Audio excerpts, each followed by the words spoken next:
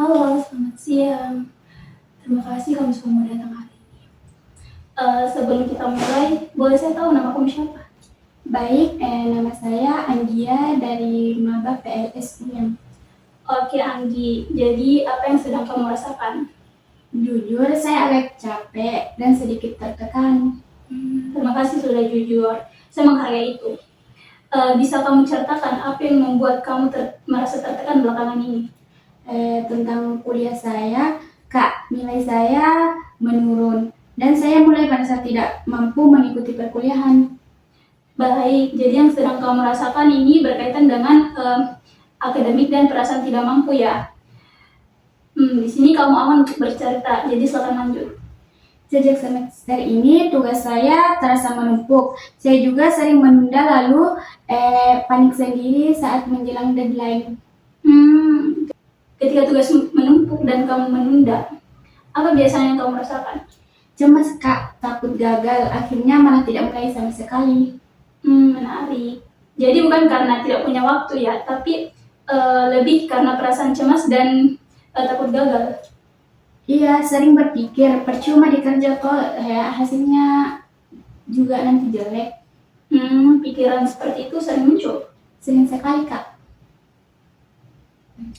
Jadi ketika muncul pikiran seperti itu, apa yang biasanya kamu lakukan setelah itu? Saya membuka media sosial atau tidur atau melakukan hal lain untuk menghindar. Lalu menyesal dan menyalahkan diri sendiri.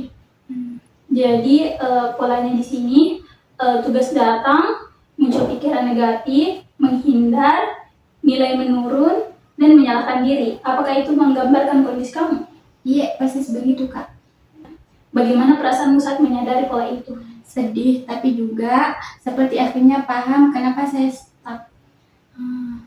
Jadi menurut kamu sejak kapan pola ini mulai muncul? Sejak masuk kuliah, saat SMA, saya bisa mengandalkan hafalan, tapi sekarang materinya itu lebih sulit. Jadi ada perubahan tuntutan akademik ya, yang cukup besar. Iya, dan saya merasa tertinggal dibandingkan teman-teman saya. Perasaan membandingkan diri dengan orang lain ini sering muncul. Sering sekali saya merasa mereka itu lebih pintar. Ketika perasaan itu muncul, bagaimana pengaruhnya pada motivasi belajarmu? Saya jadi malas dan minder. Nah, dari cerita kamu, saya ingin memastikan pemahaman saya ini benar ya.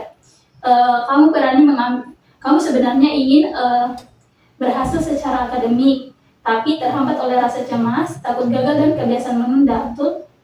Iya, Kak, saya ingin berubah, tapi bingung harus mulai dari mana. Keinginan untuk berubah itu penting. Itu berarti kamu masih peduli dengan masa depan akademikmu. Iya, saya memang peduli, hanya saja saya merasa kalah duluan. Menurut kamu, perubahan apa yang paling ingin kamu capai dari sesi ini? Saya ingin bisa mengatur waktu dan tidak menunda tugas lagi. Baik, jadi tujuan kita hari ini adalah membantu kamu menemukan cara untuk mengelola waktu dan menghadapi tugas tanpa merasa lumpuh oleh kecemasan. Setuju? Setuju, Kak. Nah, pertama, mari kita ubah cara melihat tugas. Menurut kamu, apakah tugas harus selalu sempurna? Sebenarnya tidak, Kak. Tapi saya selalu ingin hasilnya itu bagus. Kadang keinginan hasil bagus itu justru membuat kita tidak mulai. Bagaimana jika fokusnya kita ubah dari hasil sempurna menjadi proses berjalan? Mungkin lebih ringan, Kak. Nah, yang kedua tentang manajemen waktu. Daripada mengerjakan tugas sekaligus, bagaimana jika dibagi menjadi potongan kecil? Seperti mencicil? Betul, misalnya hari ini hanya membaca materi 20 menit, tidak lebih. Itu terasa lebih memungkinkan. Nah, coba bayangkan jika kamu mengerjakan tugas sedikit demi sedikit, apa dampaknya bagi perasaanmu? Saya mungkin tidak terlalu cemas dan merasa ada progres. Nah, itu penting. Progres kecil memberi rasa mampu. Nah, saya ingin bertanya, selama ini apa kekuatan akademik yang kamu miliki? Saya sebenarnya cukup rapi mencatat dan mau bertanya kalau sudah paham. Nah, itu kekuatan besar, artinya kamu bukan tidak mampu, hanya saja belum menemukan strategi yang cocok. Saya baru menyadari itu, Kak. Nah, sebagai langkah awal, saya ingin kamu mencoba 3 hal selama seminggu ini. Yang pertama, membagi tugas menjadi bagian kecil.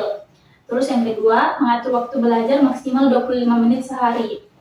Yang ketiga, menghentikan pikiran harus sempurna. Apakah ini realistis untuk kamu? Iya, Kak, saya mau mencoba.